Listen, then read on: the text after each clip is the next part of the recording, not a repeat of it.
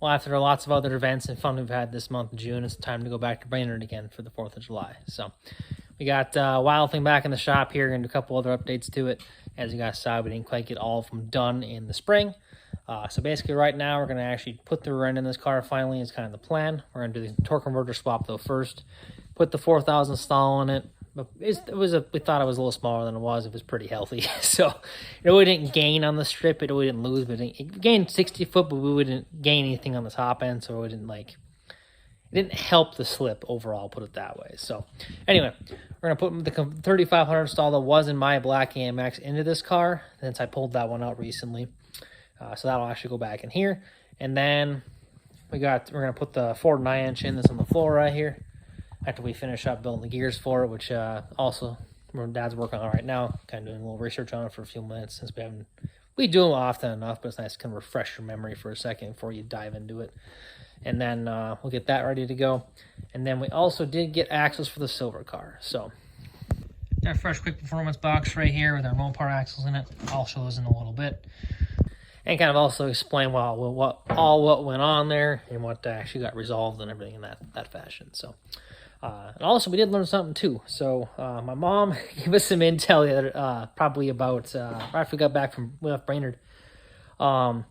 She actually paid attention a little more to how she was like in the car sitting and stuff, and she realized she was kind of actually sliding herself forward a little bit in the solid mounted seat to actually nail this thing every time we're running it. So moving the seat forward to eliminate that problem anymore. Because some launches have been good, some have not been good. So I think maybe just how the car was leaving, she may have gotten pulled back in the seat a little too far to 100% nail the gas all the way we need this car to do to leave good. So I'm going to solve that issue too, which that's not a big fix. You just got to pull the seat forward about 1.5 inches and then put the back brace back on it. So nothing ridiculous. But anyway, we'll get her up on the rack here in a little bit. Kind of just do a general check over underneath as well, and then pull the tranny out of here and get the stock converter changed. So we'll get to it.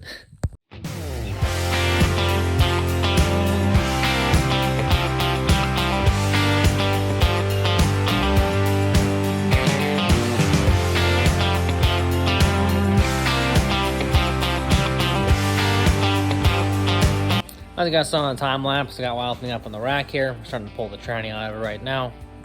Got 3500 stall on the bench over here out of my AMX. It's went through and kind of been doing some flushing on it just to get any debris out that possibly could be inside of it. Had a little bit of dirty fluid in it, so just want to make sure that's not going to be an issue when put it in the tranny on Wild Thing here. So got a couple pieces off, obviously, just some of the small stuff. Maybe how you start out things. And Dad's pulling the drive shaft right now, which I'll probably take over in a second once I'm done slacking behind the camera here.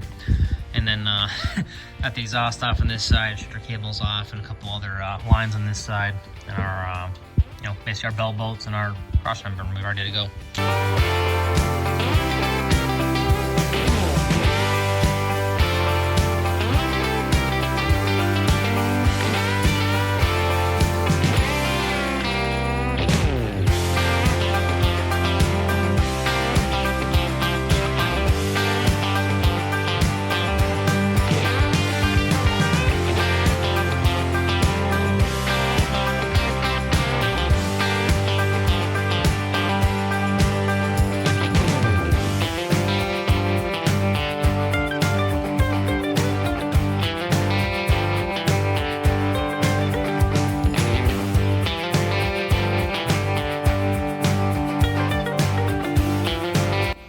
Got the tranny out here in the floor anyways. You guys saw on the time lapse pretty easily and stuff. Like order deal, kind of a in and out because we were just there, I don't know, probably like a month ago, so it hasn't been too long. But anyway, we got the nice big 4000 silver converter out of there, so we'll get the 3000 ready back in the hole, 3500 put back in the hole here in a second. Slide her up on the tranny. We got to change the flex plate again because the silver converter had Hemi bolts, and this other one has just regular size ones since it's not a ridiculous stall speed. So I gotta change that up quick, get torque back on the engine. I'm ready to slide the next transmission back up in the hole here in a few minutes. Got the fresh original flex plate up in the hole here, all torque bound. So time to toss the converter in the tranny and put her up in the hole. Well, I got a little busy and forgot to keep taping the full transmission operations, but anyway, You got the torque plug put back up in the hole with the 3500 stall on it. Got the converter bolts all put on, bell bolts done. Now I put the lines on and then put our cross armor back in the hole here quick. And I'm pretty much ready to drop this thing back down after some checking underneath, obviously. Because we're going to get the train done in this car, and then we'll go test to make sure it works. And then we're going to bring my Gremlin in here because the belts are out of spec, so I got to pop the seat out of that, change the belts, and check over that whole car too. And once that's done, we'll bring the silver car in here, probably put the axles in that thing quick, so that's ready to go. We'll test that. And the last thing we'll do is put our thing back in here and probably get the rear end all sorted out and stuff, because we got to do a little bit of fabrication work, so we're just trying to get most of the other cars wrapped up before we start in the full do the fabrication, get it really dirty in here and doing that kind of thing. So we'll get this transmission wrapped up here in a second, and then we'll go on the rest of the stuff. Well, we got Wild Thing wrapped up anyway with the main stuff for right now. Went for a ride down the driveway and stuff, pulled through the gears to see how it felt. Things are adding a little bit more fluid to it, so it's full. And now I'll kind of go off the side for right now.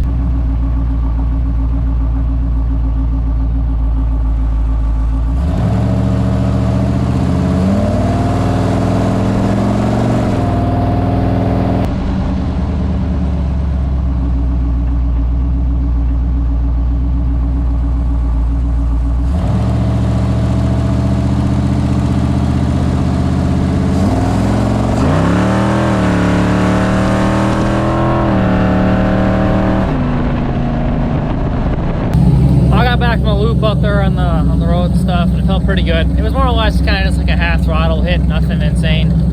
Just enough to see that it's hitting all three gears like it's properly supposed to do and that kind of stuff. So if I really nail it, it's just going to spin up a storm anyway. So there's not really a point to give it a full pull, but seem to be happy with everything's going on right now. So we're just making sure the fluid's 100% full right now, and we'll move some stuff around, get the Gremlin in the garage, start on the shenanigans on that. I'll finish up a couple of little updates on Wild Thing anyway. So we finished up re-stickering the back window, so moved the Halverson's garage logo to the top. It used to be kind of down here, and put some new glasses on it, so a little bit cleaner look right here. And after driving it yesterday, I moved the seat ahead about 2 inches. It ends up just being entirely too high in the car, which is kind of where it always was before, just how the seat bracket was we had. So earlier last night and this morning, I actually chopped these brackets all down, lowered the seat about 2.5 inches, chopped the brackets over there too, made a new plate for the back. She's all nice and braced up. And then spent a few minutes making a stopper for the gas pedal, since we were actually looking at that too. And realized that basically where the carburetor was running out of space, it was actually stretching the cables a little bit too much for my liking. So we spent a few minutes kind of making this little piece right here. It goes through the floor, and putting a center bolt in here to kind of adjust in and out. So when you slap the gas, the back of the pedal right here, the metal hits on top of this nut and doesn't actually, it has enough tension to fully pull the carburetor open, but also not stretch your cable. I just said happy medium spot, so you're a lot better off having that all, aligned properly, and the throttle cable will live a lot happier life, not being stretched by almost an inch sometimes. But anyway, now we got all the small little updates done, we're gonna actually run this car out, get the Gremlin in here finally, and get to work on that. So while I'm doing all those updates, my dad's working on the rear end over here, so he's kind of got all the bearings and bolts all out of the kit from Quick Performance. Also been going through and finishing up some cleaning stuff, getting the pinion housing ready to go, all the bearings and races out of that, popping some more of this stuff apart, getting it cleaned, and then we'll start getting the pinion ready to go and the depth set on this and preload and all that kind of stuff. So we're gonna set this up actually with a non-crush lever, actually on a solid shim in there. So I'll actually probably gonna toss another video together with just this rear end situation in it. But I'll give you guys a little sneak peeks in this one, kind of how we're doing this process. And I'm going to go a little more in depth in another video about how to actually rebuild and build a 9-inch Ford carrier for a Ford 9-inch. So anyway, we'll get the Wild Thing out of here and get the Gremlin in. Well, I got the Gremlin in here a second ago and stuff, so Dad's finishing up the letters. He's moving the letters around on the back window here a little bit. And trying to get the glue off the plexiglass is a different kind of game. But anyway, so I'm gonna go in here and start the fun. I changed my belts, so I gotta pull my seat cover, kind of pull it off the seat, unbolt the seat, and then I get the belts out of here and try to get myself underneath that rocker ridge there, right there. Which usually catches me about right in my chest cavity right here because the car is so dang low.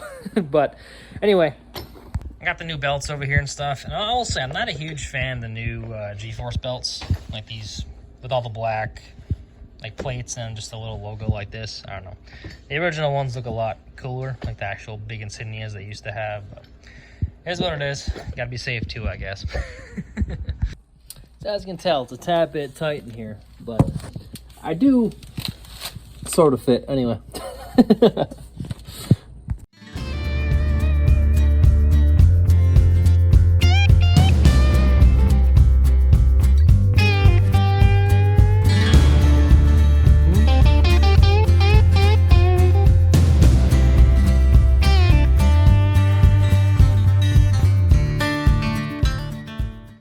There we go. We got the Kirky out of the hole anyway. So I got my precision installed shims here underneath the seat. It's got a little duct tape on a race car, just how it goes.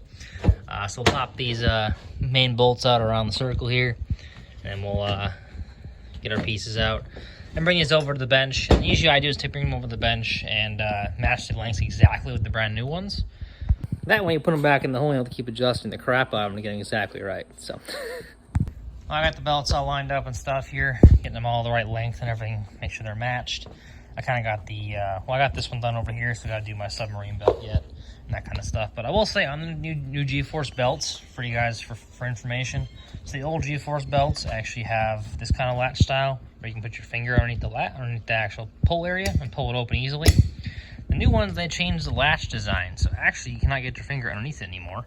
It's not the easiest to even get open, so I wouldn't recommend buying this set of belts as of right now until they change this back or something like that, because that's not really the most safe. I mean, I'm going to try it, see how it goes, but I'm also probably going to put a loop through this pin here to do something to pull it open, because otherwise that's not really ideal to get your belts off when you really need to in an emergency. So it's kind of a shame. I've been using G-Force belts in my car for probably 10 plus years now, and I like the way they look and stuff like that. I mean, these belts with this kind of stuff on them right here just look cool in a picture, and you got your jacket on, that kind of thing. And they've been good quality belts, but so they've been changing off some stuff lately. So whatever engineer made that change, I want to talk to that guy, give him a knock in the head a little bit or something.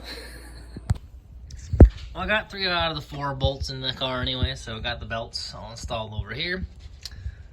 Now it's time we'll toss the seat back in the hole, which is always kind of the fun job. Pulling it out's not too bad. It's getting all them carriage head bolts to hang in the chat there. We underneath try to tighten them all. But anyway, we'll get the seat bit back in the hole here quick, and then we'll put the last belts on, and we'll be ready to go with that. Once the seat's all done, I'll put it up on the rack. We'll do a little quick once over underneath, check the tires and stuff, put some gas in it, and it's time for the silver car to come in here. Well, I got the fresh belts all in, testing them out, see how they feel. Not too bad, they're pretty much the same. And I will say this latch deal, like, you can get it off. It's not terrible. Like, it can get kind of, you want to take your thumb from the edge and pull it, and it's not too bad. But it's still not as easy as the finger hold, in my opinion. But it does work, I guess. So I'll give them props for that. Anyway, pop the latches off here in a second, and we will get back to getting some stuff done. I got the Gremlin all ready to go. Fluids checked underneath and that kind of stuff. So we'll get this pulled out of the shop, put it in the trailer, and then we'll get the silver car in here to start working on that one. Got the silver car up on the rack last night. Got our back tires off and stuff. Yes, I got a haircut last night. Yeah, today and that kind of stuff. So I know the history's video looks a little different than right now. But anyway, got it up on the rack so we can pull our back axles out. So you guys that don't know, our first trip to the track on Memorial Day weekend, we actually broke the driver's side axle. I'll toss that clip in here.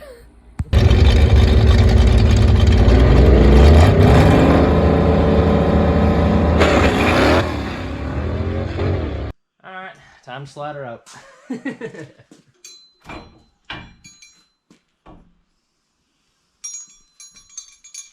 Oh yeah, that's a little shorter than normal there.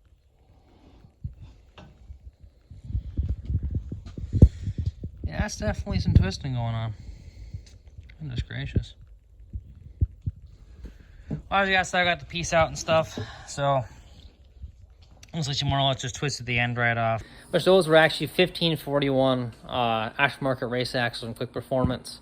And we talked about the issue. They should have been strong enough. That's a very plenty strong for what we're doing in technicality. That's what they were talking about too. And for what we're doing, it shouldn't have had an issue.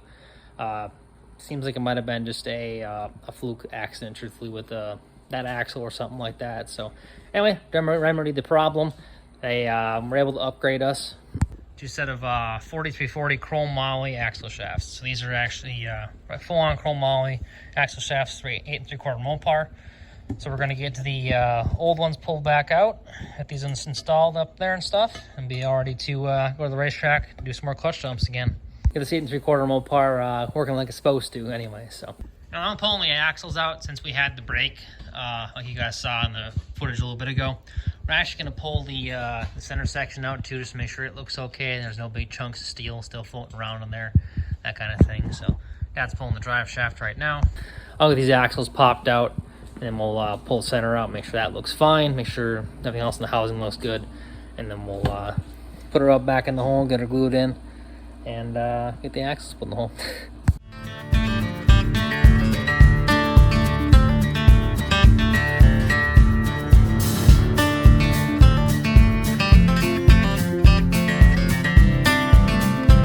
Got all the axles out. Dad's working on the pumpkin right now, but I see levels of axles right here. So we got our stalkers on the far end over there with our little bit of twist going on in the axle spline itself.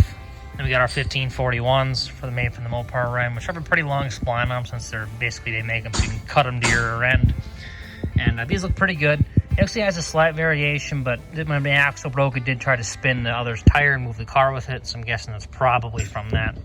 These are plenty good axle shafts. They work for, yeah, I put in many other things, they've been just fine. So I think it was just probably a fluke with this one. the other one that we sent back, truthfully. And then we got our Chromoly right here, the 4340 Chromoly. So, and you can see this one actually, they had the material itself cut to length first, and they actually machined the splines in after the fact, instead of it's actually, whereas the 1541 is actually part of the forging process. Which these are pretty strong for, like I said, for lots of things. They're not a bad axle. It's actually surprising they did break for what we're trying to do here, but yeah, stuff happens. But anyway, you kind of eliminate this little neck down area, whereas this one's a full diameter of the material, and they cut these in to do that. So this should be a pretty good axle for us and should get us where we need to go anyway.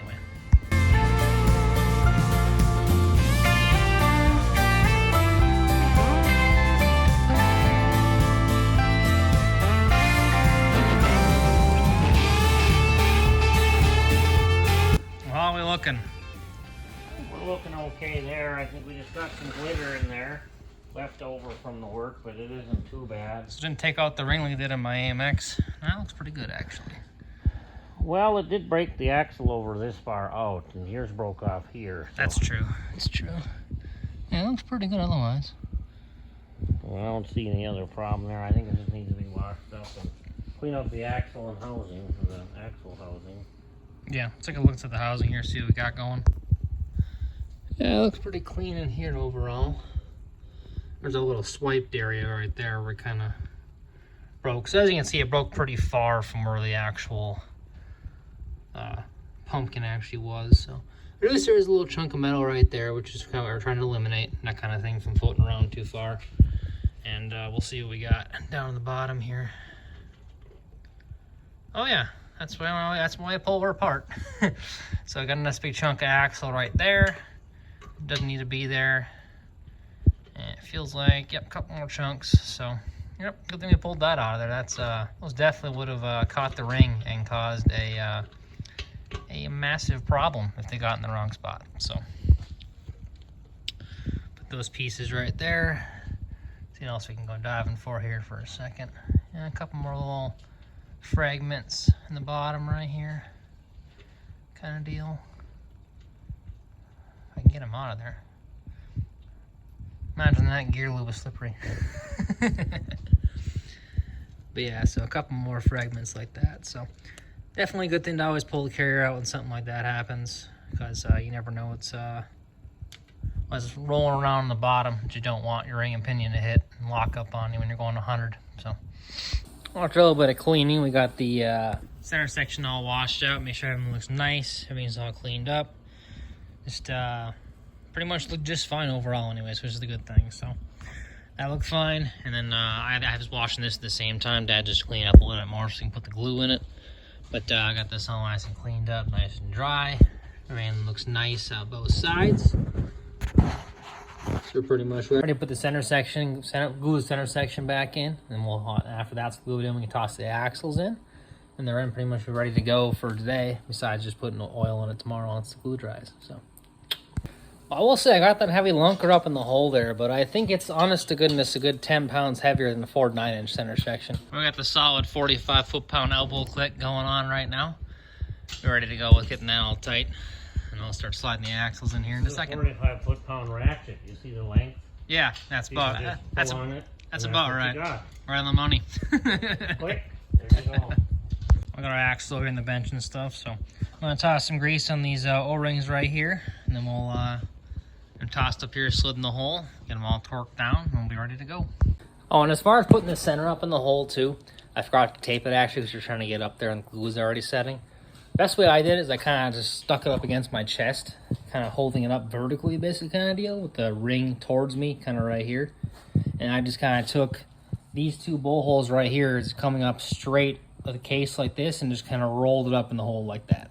It's kind of the easiest way to do it and keep it aligned and keep your fingers off of the sealing surfaces and that kind of stuff. So, which I know it's not the easiest thing to do because it's not fairly heavy, trying to maneuver around, not hit the glue or anything, but it's the easiest way I found to do it anyway. Well, that's a wrap. I put the drum on this side, but basically we got the axles all torqued down. These are just 35 foot-pounds. You don't have to go nutcase with those. Those actually go in pretty easy to hold the, retain the axles in the housing. I got the carrier all bolted in. Got the plug out of it because we're going to wait till tomorrow to fill it full of fluid. And then also put the posi additive in, which we actually just realized we need a second one for, so I'll pick that up tomorrow on the way home from work. So we got the rim pretty much wrapped up for right now. And he's got a couple other, we'll check the car underneath, make sure everything looks good. And then I got to do a little bit of traction bar tuning yet. I'm going to add a little bit of height to the one side just to make sure that they're both hitting the floor at the same exact spot. So that concludes the rear end work on this car anyway. So we got a fresh set of Chromolys in it. So I think we should be okay now. I think we should be in a good spot. We're back out of here, guys. Got home from work a little bit ago. Had to stop by a store, pick up another one of these limited slip additives because the capacity we got takes two of these bad boys because there actually still is a posi in the rear end in this car yet. So we got obviously everything assembled last night as you guys saw. So I'm gonna fill that pumpkin full of grease here quick, and then I gotta add a little bit of height to the pad on this traction bar. So you might be able to see, yeah, you can see that one possibly. This one's a little bit taller over here, and we actually did this measuring on the floor, and this one actually hits the car a little bit sooner than this one does over here. So I'm actually going to add about probably almost probably 5/8 of an inch of height to this. That way they're both sitting on the car at the same time. I would Dad in the car, and the car sitting on its tires, but basically both traction bars are loading the car exactly at the same level. So when you're actually dumping the clutch, it's basically both traction bars are pushing up on the body evenly, planting the tire and making the car leave nice and straight. So I'll be doing the grease first, and we'll do that afterwards. So we'll get to it.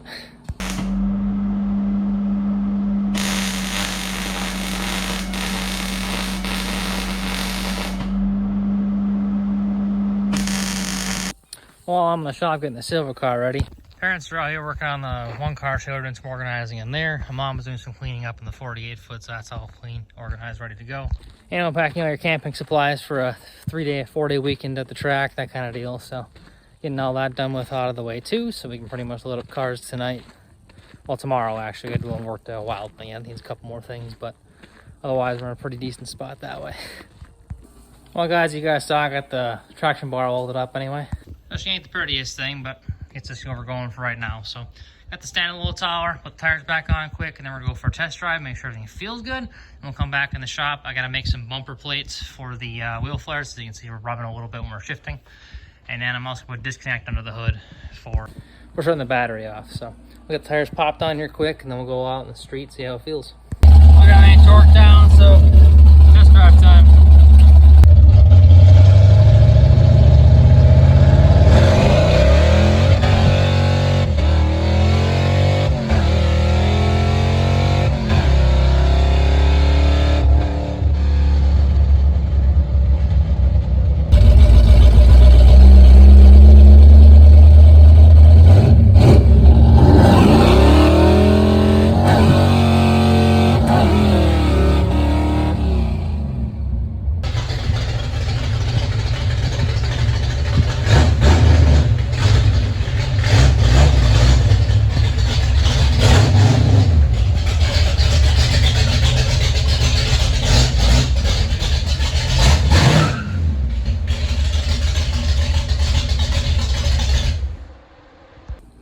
as you saw last night, we had a decent test drive on the road and stuff. So we got the car back up on the rack again. We got the slicks put on. I'll torque them down when it goes on the floor.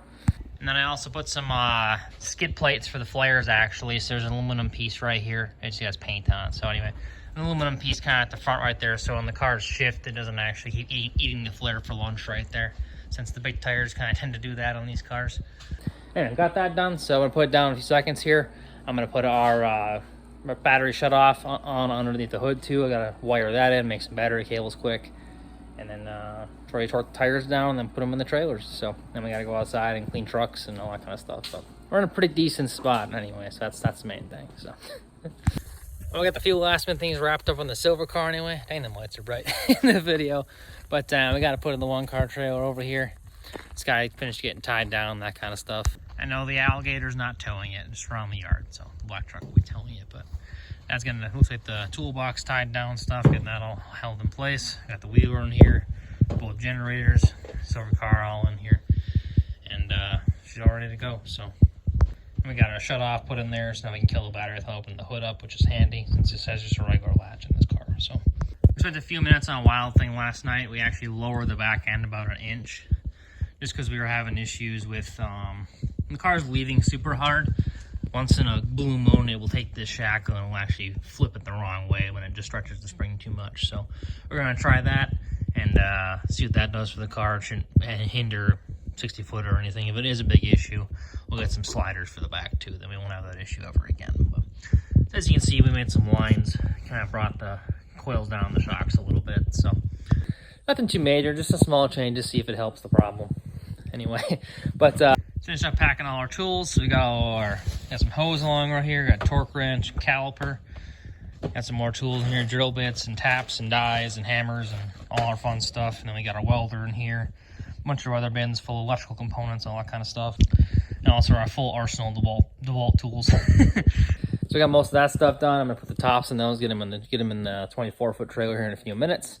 And then I get all my GoPros that are scattered around the bench over here in the house and charging, and cards back at them and all that kind of stuff. So I'm just about ready to finish loading up. I got the 24-foot. Dad was washing the roof of this earlier today just because it was get this trailer nice and clean.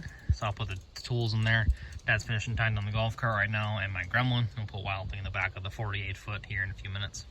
Well, we got everything all loaded up anyway. Got the gooseneck on the dually and stuff like that all ready to go.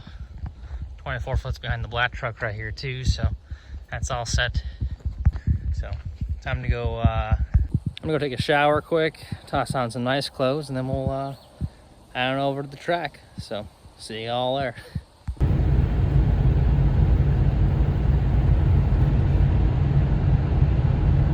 Well, after our 3.5 hour drive, rolling in Brainerd right now.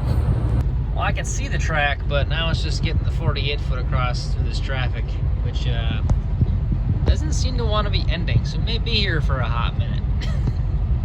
Well, made her in the gate here finally. It's rolling on in. Propad's starting to fill up a little bit and stuff too. Not super full though. We're still about 5:23 right now, so still early in the program for a Thursday, but definitely nice to get here a little bit earlier so we can set up before it's dark out. It's kind of handy. So now let's get the cars teched in today instead of tomorrow, which is also really nice. We'll spend a few minutes getting everything set up out here since it's about to rain. We got here. It's decently muggy 3rd of July right now. So we got the cars all lined up over here and golf carts out. Awnings are up, all the rugs are put down so we're not getting sand everywhere. So we're in a decent spot.